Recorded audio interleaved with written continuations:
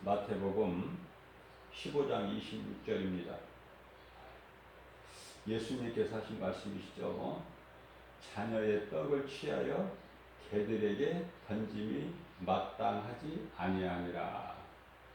이 말씀을 통해서 우리가 우리에게 주신 영적 교훈이 크죠. 하나님의 자녀들이 있고 개들이 있다는 거. 개. 사람인데 개.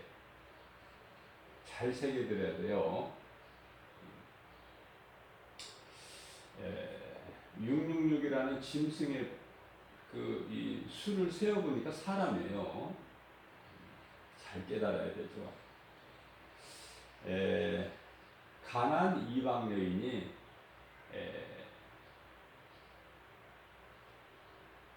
예수님께 나와 꿇어 엎드려 구하는 거 아닙니까? 내 딸이 귀신 들려 죽게 되었나이다. 불쌍히 여겨 주옵소서. 구원하여 주옵소서. 그 간구를 들으시고 예수님이 이 말씀을 하신 거예요. 자녀의 떡을 개들에게 던져주는 것은 마땅하지가 않다. 자, 이와 같이 이방인은요, 구원받을 어떤 자격도 없어요. 그저 개 같은 존재죠. 구원에 이르게 된 것은 오직 하나님의 은혜다. 예수 그리스도를 우리가 믿는 것은요, 그 누구라도 구원받는 하나님의 은혜 아닙니까? 예수 그리스도께서는 유대인으로 오셨고 이방인의 구원 또한 유대인으로부터 얻어지게 된 것이죠. 유대인에게 어떤 능력이나 어떠한 뭐가 있는 것이 아니라 그리스도께서 이스라엘을 택하시고 그곳에 한 베들레헴에서 나셨기 때문에 그래요. 그러므로 이방인은 더욱 겸손해야 돼요. 더욱. 구원받을 수 없는 자들이 유대인을 통해서 구원에 이르기 때문에. 27절 말씀입니다. 여자가 이르되 주여 올소이다. 개들도 자기 주인의 상에서 떨어지는 부스러기를 먹나이다. 우리는 하나님의 자녀가 아니라 예수 그리스도의 밖에서는 하나님의 자녀가 아니라 마귀를 섬기는 짐승에 불과하는 개 같은 존재들이 아닙니까? 이방인들은.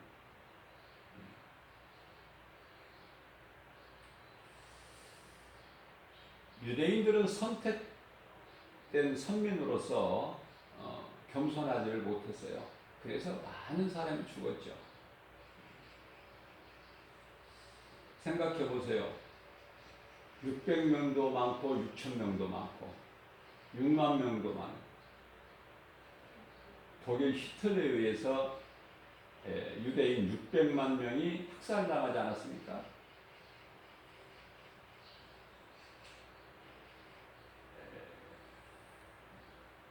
이 이방 여인 가나안 여자는 어떠한 믿음이 있었느냐면 예수님의 말씀하시는 것이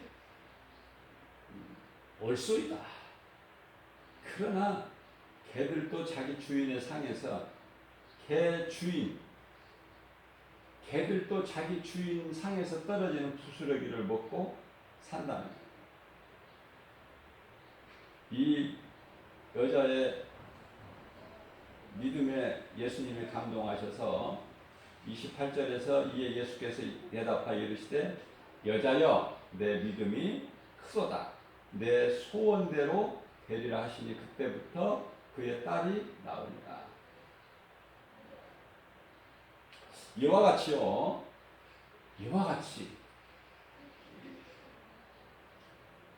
포기하고 좌절하고 버림을 받고 그렇게 된 것이 마땅하겠지만은 여자는 믿음이 있는 거예요.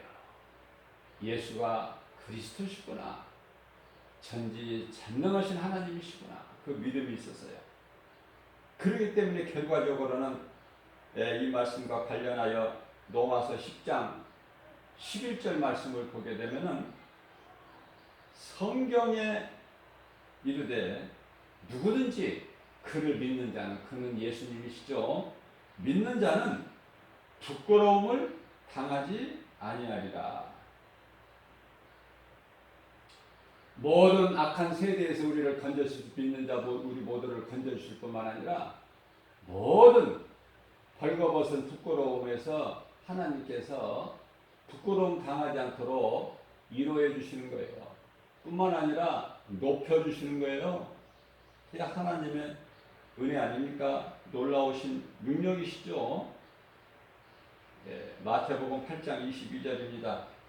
그 예수님을 따르는 일에는 우리는 어떤 것도 세상에 연연하지 말고 세상에 있는 여러 가지 선악과 열매 바라보지도 말고 세상 눈에 보이는 여러 가지 환경으로 낙심할 것도 없고 내가 가진 것이 없다고 거기에 연연하지 말고 우리 주님이 주신 거 내게 있는 거 감사함으로 받아들이라고 말씀하시죠.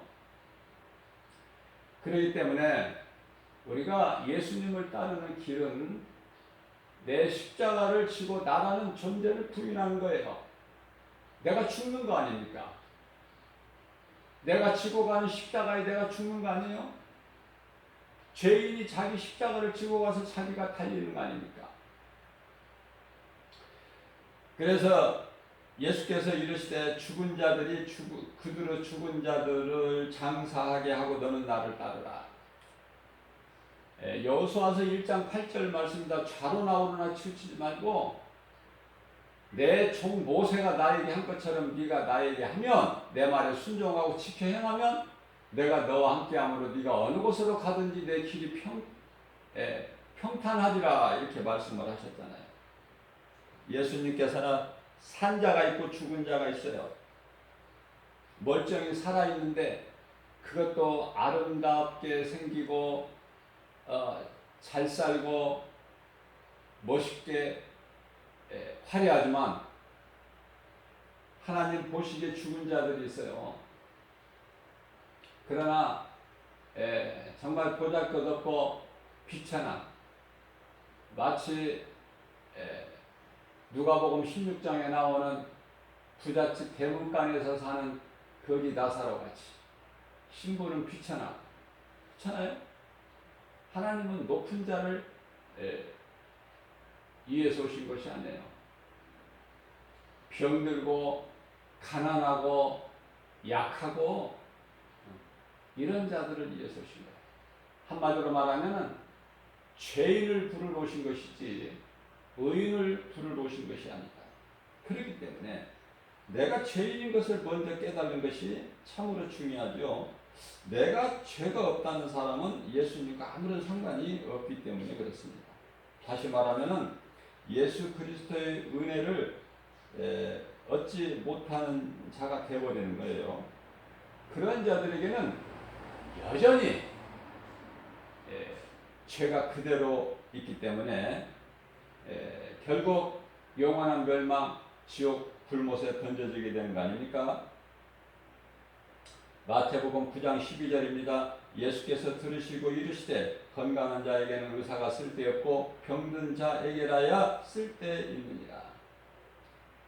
13절입니다. 너희는 가서 내가 긍휼을 원하고 제사를 원하지 아니하노라. 그렇게 말씀하신 뜻이 무엇인지를 배우고 깨달으라는 거예요. 그러시면서 나는 의인을 부르러 온 것이 아니요 죄인을 부르러 왔노라 하십니다. 가까운 이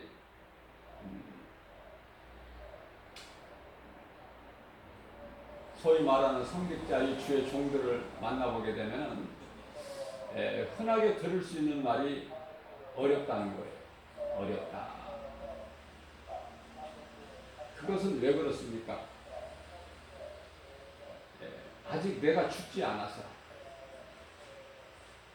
아직 나를 의지하기 때문에, 예수를 구주로 믿는다 하면서도 아직 내가 살아있고 아직 내 자아를 의지하기 때문에 그래요. 내가 십자가에 죽어야 돼요. 또한 내 것을 내려놔야 돼요. 그러면 결코 어렵지도 않고 가난하지도 않고, 그것이 사람의 의지와 결단 가지고 되는 것이 아니라 성령이 임해야 되는 거예요. 성령을 충만함을 받아야 돼요. 그렇게 되면은 삶이 바뀌어버려요. 그래서 이렇게 가르쳐 주면은 가볍게 여기고 믿지를 않아요. 왜? 눈에 안 보이는 것이니까. 눈에 안 보이는 것이기 때문에 안 믿는 거예요. 뭔가 보여야 돼, 주의 종들에게도. 그러한 믿음 가지고 누구를 구원하겠습니까? 그 믿음 가지고 내가 죽어야 되거든요. 내 것을 내려놔야 돼요. 그러면 부여해요. 그것은 복음의 능력이기 때문에. 그래서 주는 자가 돼요. 어렵다고 힘이 없고 낙심하는 자가 아니라 불평하는 자가 아니지요.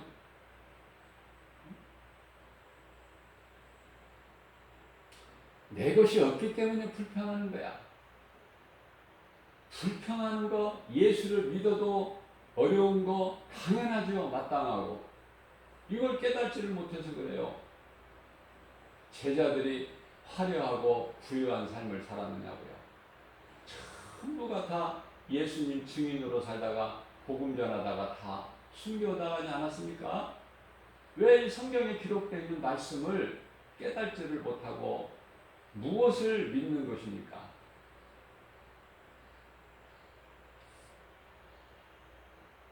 예수님은 내가 긍휼을 원하는 것이 제사를 원하지 아니하노라. 긍휼이 없다면 제사가 무슨 소용이 있습니까? 예수님이 받지 아니하시는 제사가 무슨 소용이 있냐고 말이에요. 오늘날 예배. 성경적으로 말하면 다시 비유로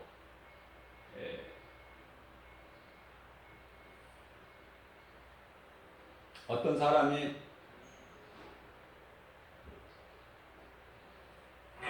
길에서 강도를 만나서 다 죽게 되었을 때 제사장도 그 앞에 그냥 지나치고 레위인도 그냥 지나치고 다 지나쳐요. 물론 제사장도 이제 레위인 족속이기 때문에 제사장 족속이죠. 레위. 그래서 하나님께 드려지는 제물을 먹고 사는 거 아닙니까? 그래서 땅을 분배를 받지 못했잖아요. 가나안 땅을 분배받을 때. 자, 이와 같은 제사장 레위 족속이 다 그냥 지나쳐버려요.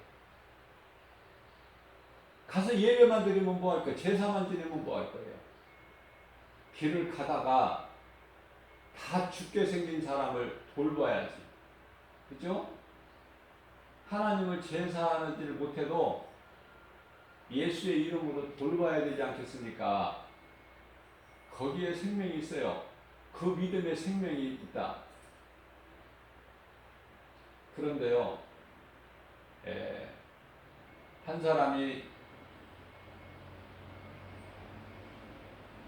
자기 나귀를 타고 가다가 그것을 보고 나귀에서 내려서 자기에게 있는 것으로 옷을 포도주로 씻고 또 옷을 찢어서 그 상처를 싸매고 또 그리고 주막에 데려가서 맡길 때 또 돈을 주고 이것이 부족하면은 내가 돌아올 때 내가 더 주리니 잘 부탁한다. 오늘날로 말하면은 그 작은 병원이라고 생각하시면 돼요. 주막에 술 마시는 데가 아니라.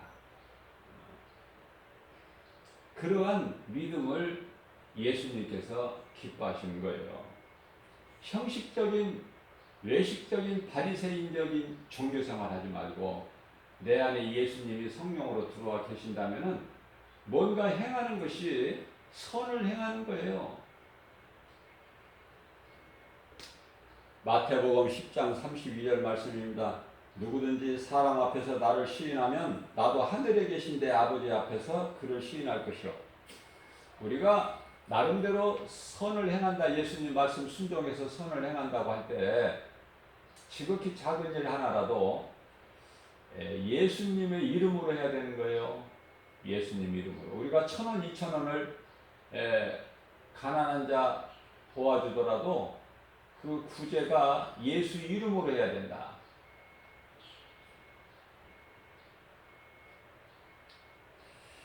33절 말씀입니다. 누구든지 사람 앞에서 나를 부인하면 나도 하늘에 계신 내 아버지께서 그를 부인할 것이니, 예수 그리스도를 누군가에게라도 시인하고 부인하는 것이 이토록 커요. 예수님이 나를 시인하시고 내가 예수님을 부인할 때 예수님이 나를 부인하시고, 그 말씀 아닙니까?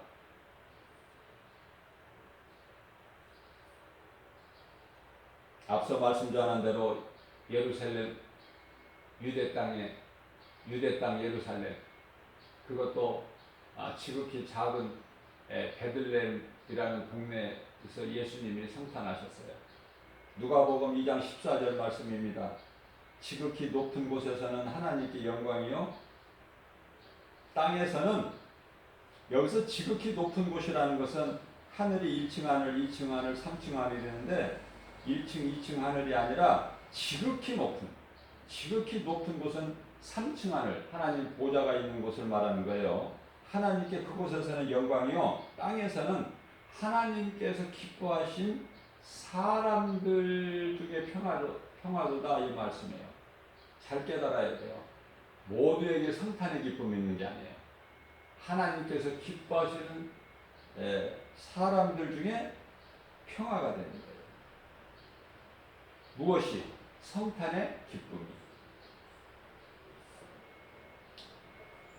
자, 우리는 예수님이 오셔서 모든 것을 다 계획하신 걸 이루시고 이제 보좌로 올라가셨는데, 보좌에 계신 예수님이 성령으로 믿는 자 속에 들어와 계시잖아요.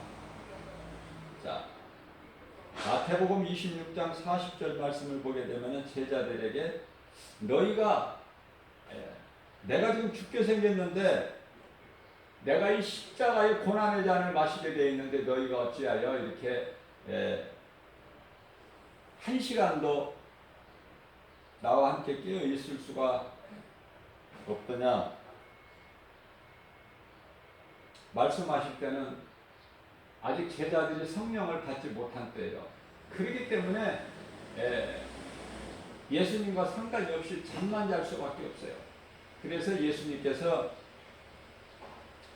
마태복음 26장 41절 말씀에서 너희가 시험에 들지 않게 깨어 기도하는 것이 마땅하나 너희가 마음에는 원이로되 육신이 약하구나. 육신이 약해서 잠만 자는구나. 그렇게 말씀하십니다. 예수님의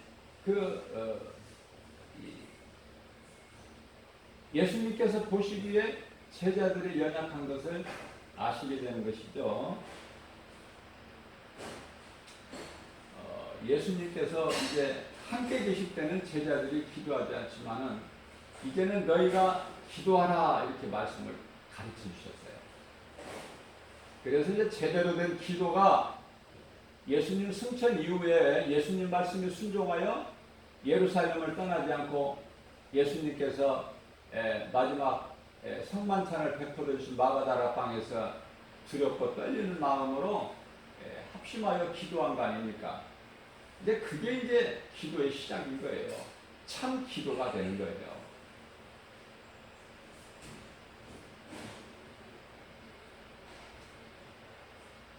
마가복음 9장 23절 말씀입니다. 예수께서 이르시되 할 수 있거든요. 무슨 말이냐? 믿는 자에게는 능히 하지 못할 일이 없다. 능치 못함이 없다. 믿는 자에게는.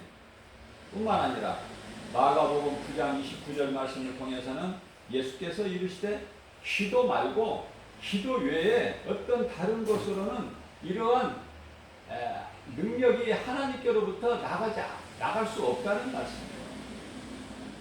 기도가 참으로 중요하죠. 우리가 신앙생활하는데 영적으로 깨어 있으려면은 말씀과 기도로 깨어 있어야 돼요.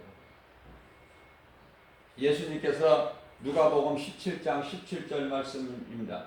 예수께서 대답하여 이르시되 10사람이 다 깨끗함을 받지 않았느냐. 여기서는 이제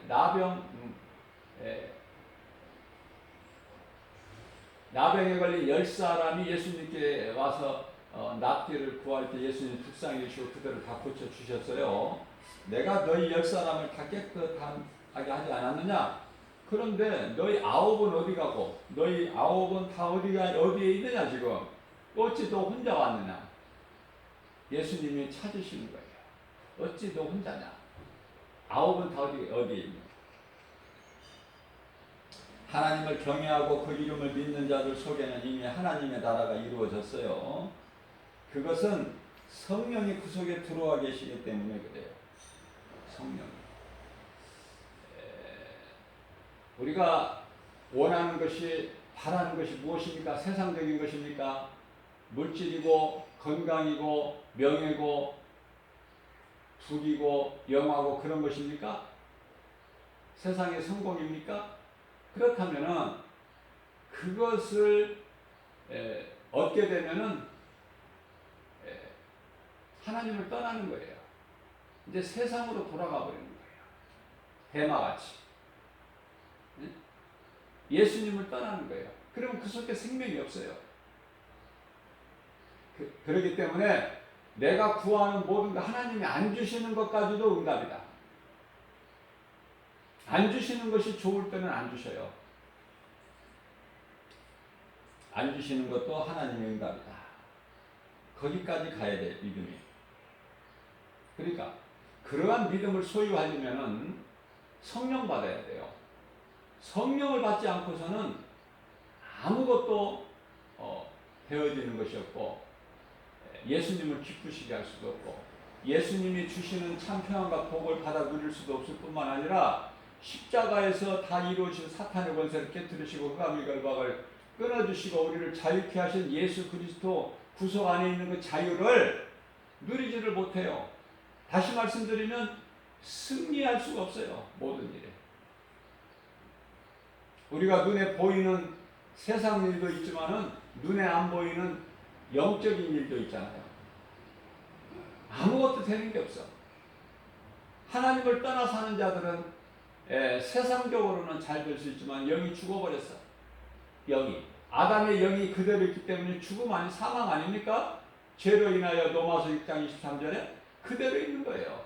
그리스도의 은혜를 잊지를 못해. 예수님께서 십자가에 달리시고 그 흘리신 피로 죄사함을 얻는 그 은혜를 잊지를 못한다. 얼마나 어리석고 불쌍합니까? 이와 같이 중요한 신앙생활, 우리가 승리할 수 있는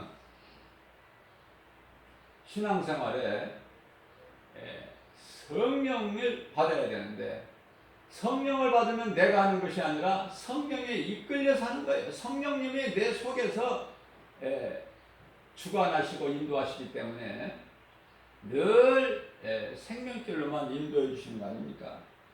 그 성령을 받는 것은 우리가 기도할 때 제자들이 예수님 말씀에 승천하실 때 너희는 예루살렘을 떠나지 말고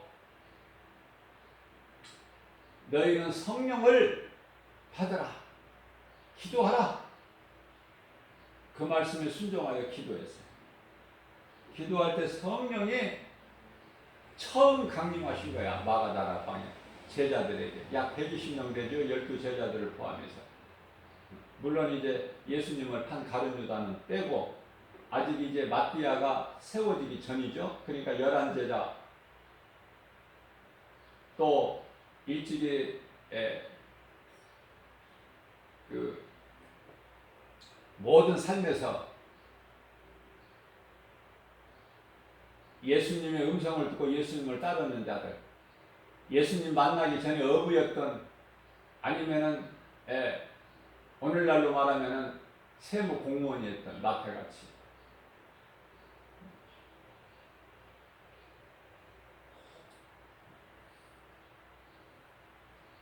예수님이 부르시면은 그냥 따르는 거예요. 예수님께서 택하신 자를 부르시는데 나는 싫습니다 예수님. 나는 예수님 안 따라갈래요. 이럴 수가 없다니까요. 그게 이제 칼빈 5대 교리에 나오는 불가항력적 은혜예요. 거부할 수가 없어. 거부할 자를 하나님이 택하신 게 아니에요.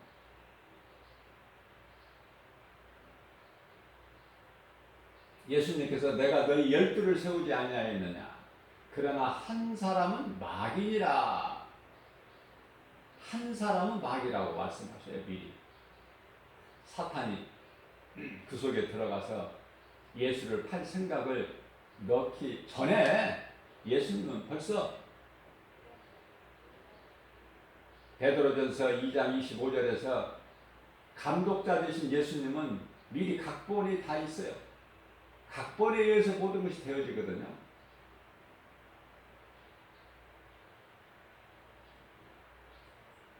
교회를 다니다가 예수님을 떠나버리는 그런 9사람 되지 말고 예수님께 나와 감사로 하나님을 예배하는 자가 되어야 된다. 그 한 사람이 힘들었을 거예요. 왜? 9이라는 사람이 다 없고 자기 혼자거든.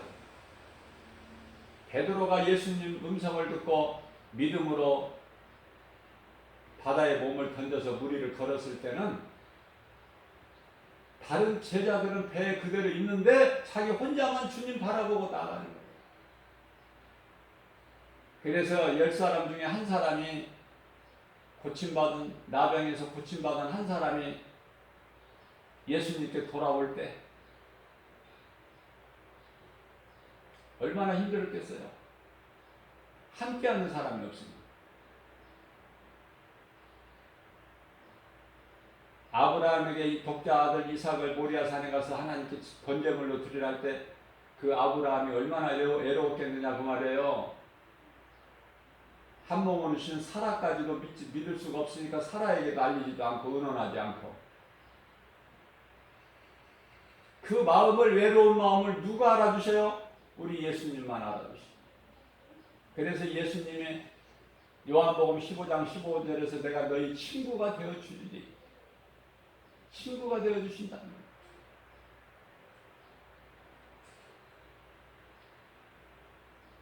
우리가 예수님의 마음을 좀 해야 돼요. 예수님 마음이 어떤가? 내가 예수님을 향하여 내 마음이 예수님께로 향하여 있으면 예수님이 나를 아신다는 거 아닙니까? 어떤 환경에서도 나를 건지시고 어떤 고난 중에서 높여주시고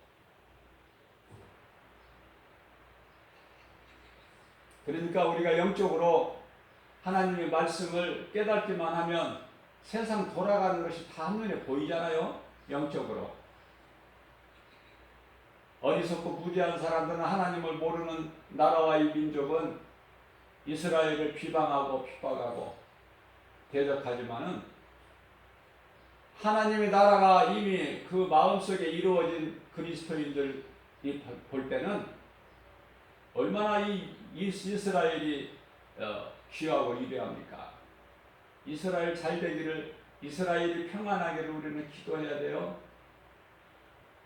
시편의 122편 6절 말씀 아닙니까? 그게 하나님의 말씀이고 하나님 기뻐하신 뜻이기 때문에. 그래서 이 성령은 기도할 때 성령이 임하고 또 말씀 들을 때 임해요. 베드로를 초청해서 고넬료와 그 가족이 하나님 말씀을 들을 때 성령이 임하고 뿐만 아니라 안수 받을 때 성령이 임하는데요. 사도행전 19장 2절 말씀을 보면 너희가 믿을 때 성령을 받았느냐? 그들이 성령을 알지도 못해요. 그들에게 안수하니까 그들에게 성령이 있네요. 이와 같이 성령 받는 것은 기도하고 하나님 말씀을 믿음으로 듣고 또 안수 받을 때 성령이 임하는 거 아닙니까? 우리가 이 복음을 전한다는 것이 예수님의 제자들만 복음 전한다고 생각하는데 그렇지가 않거든요. 성경적으로 보게 되면 사도행전 8장 4절 이하의 8절까지 7절까지 말씀을 보게 되면 빌립은 집사예요. 성령 충만함 받은 집사가 빌립 집사가 사마리아의 성에 가서 복음을 전하는 거 아니에요? 그런데요, 안 믿어야 마땅할 그들이 믿는 거야. 하나님의 말씀 복음을 믿는 것이라고 말해요. 그럼 믿는 그들에게 어떤 일이 일어나느냐면은 많은 사람에게 붙었던 더러운 귀신들이 크게 소리를 지르면서 나가는 거 아닙니까? 또 불치의 병, 죄에서 온 여러 가지 불치의 병, 나병뿐만이 아니라 또 중풍병도 있죠. 그러한 병자들이 못 걷는 또 사람이 나아버리는 거 아닙니까? 그래서 결과적으로 사도행전 8장 8절 말씀을 보면은 그 성은 사마리아, 그 성에 기쁨이 충만하더라. 기쁨이 넘치는 거예요. 이와 같이 복음이 전파되는 곳에는 놀라운 하나님 말씀의 능력이 나타나는 거 아닙니까? 오늘 또 우리에게 주신 이 말씀을 믿음으로 하나님의 전신갑주 성령의 검을 가지고 복음 들고 세상에 나가서 전할 때 하나님의 말씀의 능력이 동일하게 나타나는 거예요. 성령의 역사는 2000년 전에 성령의 역사 끝나는 것이 아니라 오늘 이 시간에도 우리 주님 다시 오실 때까지 동일하게 역사하는 거예요. 지금도 성령이 이 순간에도 성령의 역사하심을 믿고 나아갈 때 아무것도 두려워하거나 염려할 것이 없이 주의 말씀 순종하고 세상에 나가서 복음을 전하는, 그래서 믿음으로 승리하는, 주님 말씀 순종할 때 이 행함으로 열매가 맺어지는 놀라운 복이 저와 여러분들에게 넘쳐나시기를 주님의 이름으로 축복합니다.